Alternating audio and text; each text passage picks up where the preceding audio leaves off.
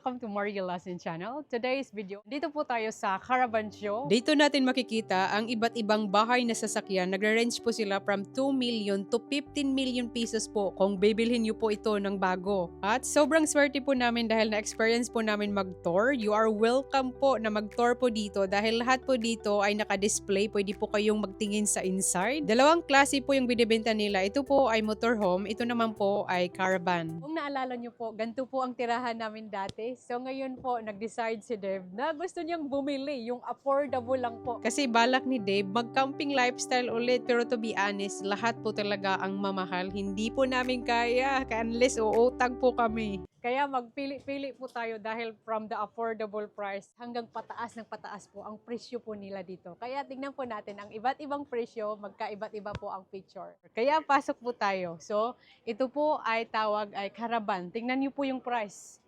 45,990. Wow. In the Philippines, money roughly around 2 million pesos. Wow. So sa labas po, pwede po kayo makapag-barbecue. So ang mga gantong caravan po ay napaka-advance. Kumpara po sa amin is medyo luma po yon. So ngayon ay makakita po tayo ng iba't ibang feature. Pasok po tayo. Wow. So welcome na welcome po kayo dito magtingin. Kung may plano po kayong bumili, maganda po talaga na matingnan nyo po kung anong klase yung caravan sa inside. Ganto po ang inside niya. Dito po yung higaan and then mataas po yung roof. Tapos, meron po ditong napaka-cute po ng mga window side and then marami pong lights. Ganito po yung size niya. So, meron po ditong malaking bed at meron ditong cabinet. Ito natin. Ay, okay. So, ito, dito po yung shower and toilet. Ganyan po siya ka-cute. Buksan po natin. Yan, makikita po natin agad yung toilet. Parang mga affordable toilet po yan na naka-attach lang po yan. And then ito po yung shower. Mataas po siya. So kung mataas po kayo na tao, perfect na perfect po sa inyo ang gandong shower. So ito po yung first nating caravan tour. So dito po, meron din po ditong storage. Kung marami po kayong mga gamit, pwede nyo po ditong ilalagay. And then, sirado nyo lang po ito pag mag-travel po kayo. And I believe, storage din po ito. So, hindi ko alam kung naka-unlock po siya. Ayan. So, ganito po talaga, pag nakatira kayo sa caravan, alam na alam ko yung mga storage. And then, dito rin po. So, ito yung ina-attach nyo po sa sasakyan. Sa sasakyan, ito. And ito rin po ay storage din po to. So, kung may mga kagamitan po kayo, like kung mga tools po, dito po, mas safe po siya ilagay. So, parang kasing size lang po ito sa aming caravan before. Marami pong display. Punta po tayo dito sa kabila. Ito ay mas malaki. And of course, mas more expensive po ito. Tingnan niyo po yung price. 61,990. So before, it was 65,000. Ngayon ay 61,000. Tingnan po natin ang mas mahal. 61,990 in Philippines, roughly mga 2.6 million pesos. So, panay convert po ako dahil naniniwala po ako marami po akong viewers from Philippines. So, at least magkaroon po kayo ng ideas in Philippines money. Wow, grabe! Wow, ang ganda. Tingnan niyo po, 61,100. Ganito po kaganda. Meron po ditong napaka-cute na lamisa. Kataas ng roof. Wow, ang dami ditong cabinet. Oh, mga cabin. Then, meron po ditong running water. So, hindi po nakakonect. And, ang maganda, merong oven. It's amazing. So, Pastor, sit down. Papabili natin to sa kandad, sa daddy mo. Tingnan natin dito, ha. Yung shower. Malaki yung space. Makaligo talaga kayo. Tapos, dito naman po ay yung toilet. So, yung toilet, tingnan nga natin. Siyempre, hindi ko ito nagamit. There we go, the fridge. Ito pala yung size ng fridge. Ganda po siya. So, si David po mag-decide dahil bibili daw si David. Are you gonna buy new one, honey? Yeah, The luxury one? I like it. It is You a- like to? They even have a gas stove. Yeah, it's very nice. Yeah. At sa labas, meron din pong stove kung gusto niyo po magluto and then sink, running water. So, ganito po yung size ng 61,990 at ito po yung pangalawa natin tour at mag-next po tayo na caravan. So, guys, pataas na po tayo. Yung price po dito is 66,000. So, ito yung mas mahal. Tingnan po natin sa inside. The more mas expensive, the more po na mas maganda po ang inside niya. Wow, grabe. Ang laki dito. Amazing! Ay, naku. Sobrang luxury sa inside. Oh, grabe. Ang ganda po. Mas malaki yung space dito. So, ito po yung mga difference lang niya po talaga by size. And, magkapareho lang naman po yung sink and then yung lamisa. Tapos, yung size naman po ng rope. Meron po ditong aircon. Ayan po. And ito, parang mas more roomy lang po talaga dito. Tingnan nyo po yung bed. Mas more further at the back. And then meron po, maliit lang po talaga yung size ng TV. And si Dave, nagbubukas na ng kaniyang karaban ng fridge. A mini bathroom. So, 61,000 na lang siya. So, it was normally 74,000. I thought 66,000 in the front. Was it? Really, tingnan nyo guys, mas malaki dito. Marami ditong mapaglalagyan ng mga shampoo, kung ano po ba yung ilalagay nyo, toilet paper, and hello! What do you think? It's very nice. It's very nice. Marami ditong cabinet. Yan po siya. Ganyan po yung itsura niya dito sa inside. Push mo lang. Push mo lang din pag sirado. Kasi pag mga ganito po kasi yung mga karaban, kailangan pag mag-travel kayo ay mga nakalock po talaga yan. Otherwise, yung sa inside po ng mga gamit nyo dito ay magsiglabasan po yan. Nangyari na po yan sa amin.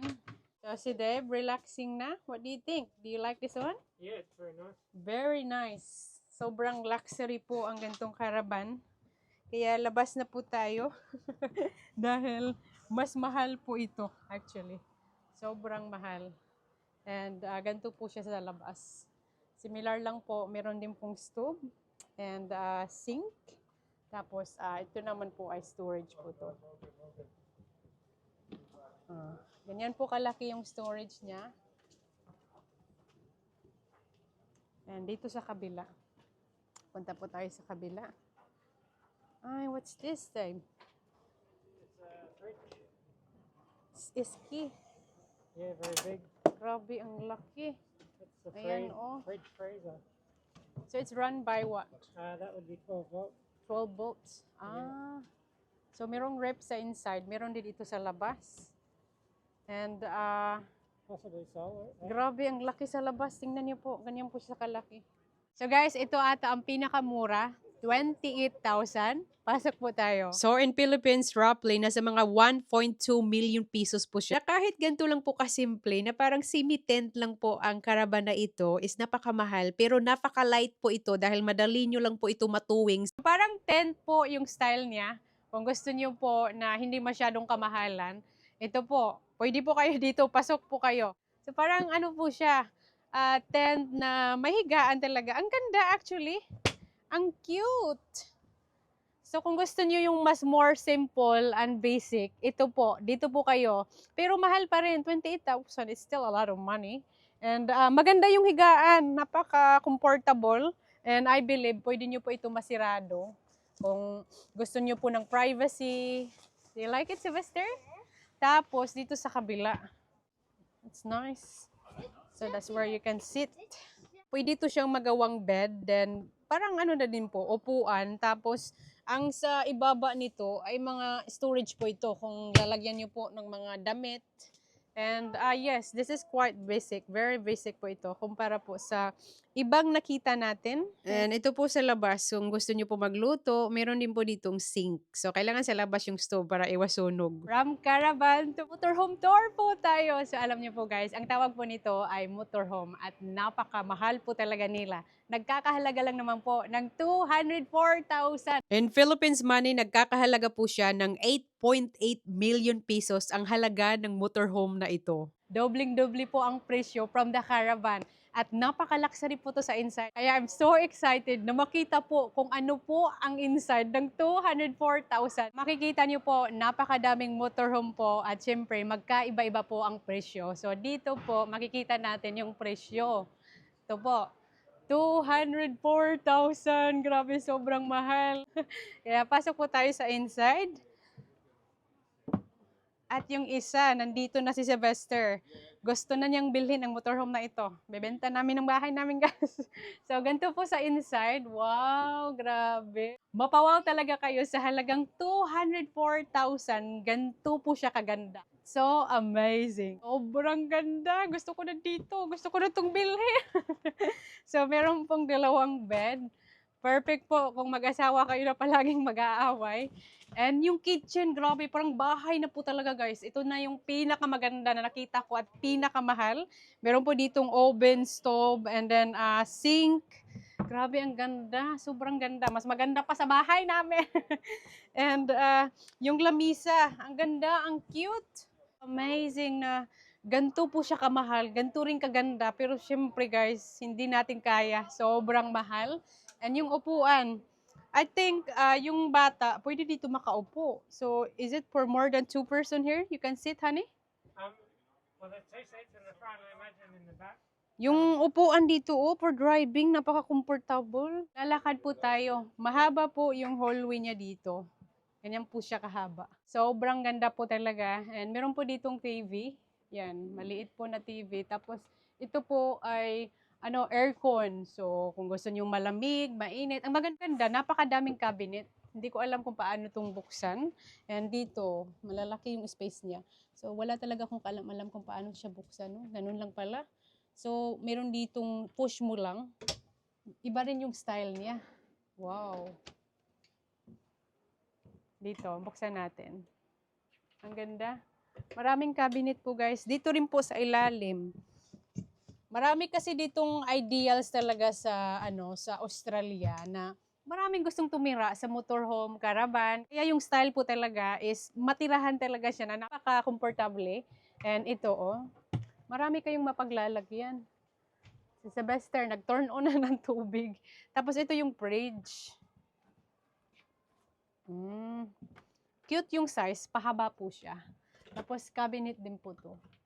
Napakadaming cabinet. Ito mga bukas na siya. It's all open. Ang ganda. Tapos labas po tayo. I believe sa labas, meron din pong storage. So napakalaki po talaga yung 204,000 mo, grabe. Kakainin lang ng isang motorhome. Ito po, malaki yung storage po ng motorhome. And hindi ko alam ito. Nakalock po ata siya. So, parang ito yung lalagyan po ng mga water hose. And then sa likod, wala na po siya. Wala na pong storage. Kabila meron. Lagyan po to ng gas. And then ito, storage din po to. And punta po tayo sa kabila. Hi! Ang napansin ko po dito na motorhome, tingnan niyo po, pwede mo siya ma-push para more space pa po talaga. Tingnan natin sa inside. I believe, mas more mahal po ito. Maraming tao ditong nagtitingin kasi libre pong tumingin. Pero syempre, kung gusto niyo pong bilhin anytime. It's been sold. The price is $229.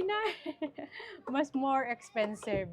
That's why maganda yung picture niya sa labas. Pa-slide po siya. I-push mo lang po yun. 229,000. So, mas more expensive po siya ng 25,000. Kaya, pasok po tayo. Tingnan natin kung anong difference ng mas mahal po ng 25,000. Oh, wow! Look at that! Ang ganda nito kasi hindi separate yung bed.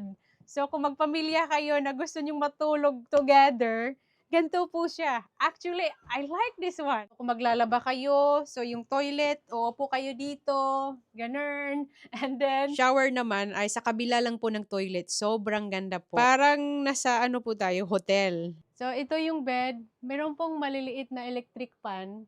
May option po kayo kahit meron pong aircon. And meron po ditong microwave. Yes, and ito, electric stove po to, I believe. Ito ba yung sink? Napaka-social naman yung niya, yung glass talaga. Mababasag siya agad kung napakarap yung titira po dito. And meron po ditong fridge. Paano to buksan? Ito yung fridge. Malaki din po yung fridge. And yung po guys, yung lamisa, maganda, ang cute. Maganda yung kulay niya. Tapos, ito yung upuan. Bas na tayo, hindi naman tayo bibili ng ganito kamahal. Pero ang ganda na maka-experience po, makapag-explore ng iba't ibang motorhome caravan by different prices. Let's go, Sebastian. Let's go. Uy, grabe, automatic. Automatic yung ladder. Pare-pareho lang po yung mga motorhome. Let's go in that one, the gray one. At ito po yung pang-last na titingnan po namin. Nagkakahalaga po siya ng $354,000. And in the Philippines, nasa mga 15 million pesos po siya. Ganyan po kamahal. Ito na po ang pinakamahal po na motorhome. I'm so excited to see the inside. Wow, grabe, ang laki. Woo! 354,000. Wala, grabe. It's amazing. Come in. Papasok pa talaga tayo at the end. Ala, grabe. Parang private room po ito. Wow, this is incredible. There's even a TV here. Can you imagine that? Yeah, it's like a hotel. Parang hotel actually. And then, dito, sa sariling kwarto mo, ay may sariling shower. Oh my gosh, look at this. It's so nice. Grabe, parang, guys, bilhin na namin to or let's buy it. Oh, look at the toilet. It's big. Full size. Full size po siya. As in, hindi masikip. And then, yung sink, it's all good. So, pwede mo siya masirado. Ganyan po siya kaganda. Pwede nyo itong masirado. Tapos, pwede nyo rin itong gamitin pang sira sa toilet. Then, dito po tayo labas. Grabe. Yung fridge. Let's have a look the fridge. Let's have a look the fridge. Full size. It's good. It's a big fridge. Wow, it's so amazing. Sink and the stove here, it's so roomy. And then, ito yung lamisa. I believe you can convert this one to the bed and then pwede nyo rin po itong ipataas kung gusto nyo po. Tapos dito, have a look here, Dave. You can actually sleep here. Kung meron po kayong visitor, pwede po dito matulog. Mag-full motorhome tour po talaga tayo. So from the start hanggang at the end, ganito po kalaki. Grabe. Sobrang ganda. Ito na po talaga ang pinaka-luxury po sa lahat. Ito na ang pinakamaganda sa lahat dahil ito rin po ang pinakamahal. And guess what? This is already been sold. And guys, kakauwi lang po namin. Actually, nagstay po kami sa accommodation dito po sa Adelaide. So yung caravan show, meron po talaga yun entrance fee.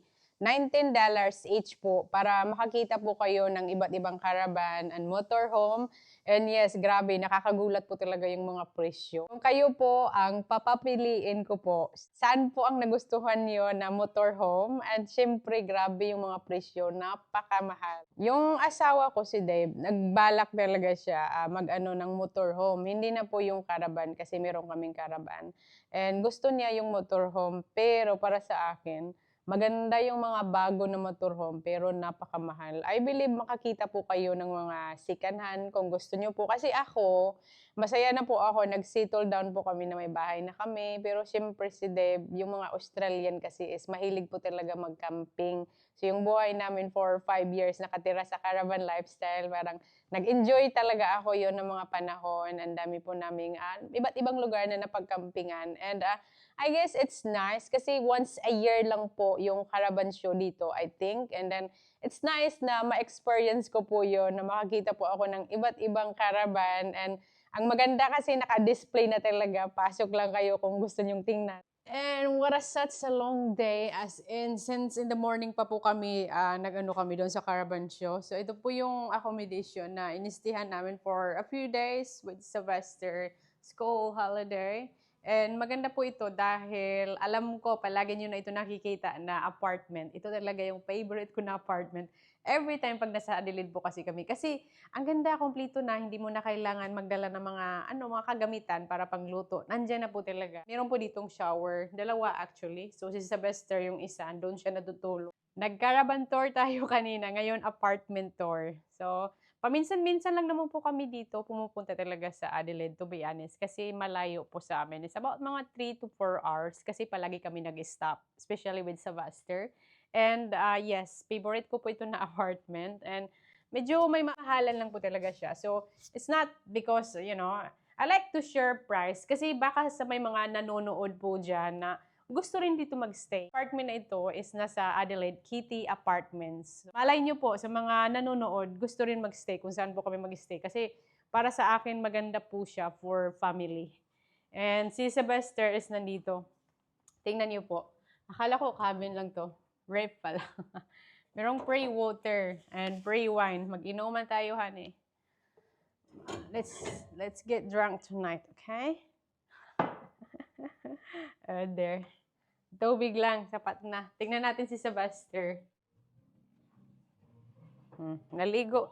Bawat kwarto may sariling bathroom po siya. Pero depende po kung anong binook nyo kasi may iba't iba siyang ano yung parang may deluxe or may aquarium ng mga ganun po na kwarto. And dito si Sylvester. Ah, you got your own TV? Yung mga teddy bear niya is nandito na. Did you have a shower? Yeah. Naligo siya. So, si Sylvester gustong-gusto niya dito. And gustong-gusto niya talaga mag-Adelaide. Siya lang yung gusto mag-Adelaide dito. Ako, sobrang nalalayuan po. Yeah. This is the volume. Okay. And labas po tayo kasi maingay na yung TV. Dito, makikita po natin yung city. Ay, makikita ba natin? Meron po kasi ditong balcony. So, hindi tayo masyadong mag-anukan sa basta. Pero hindi naman siya dito lumalabas. Mas interesting sa kanya yung TV. Labas po tayo.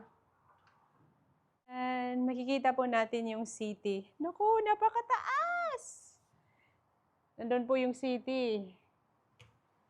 Malapit lang po ito sa Adelaide City actually. And natatakot ako ang taas. Let's go back inside na, honey. Kailangan natin to is secure pag-lock.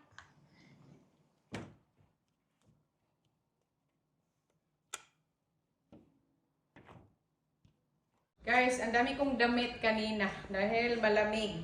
Yung mukha ko malaki.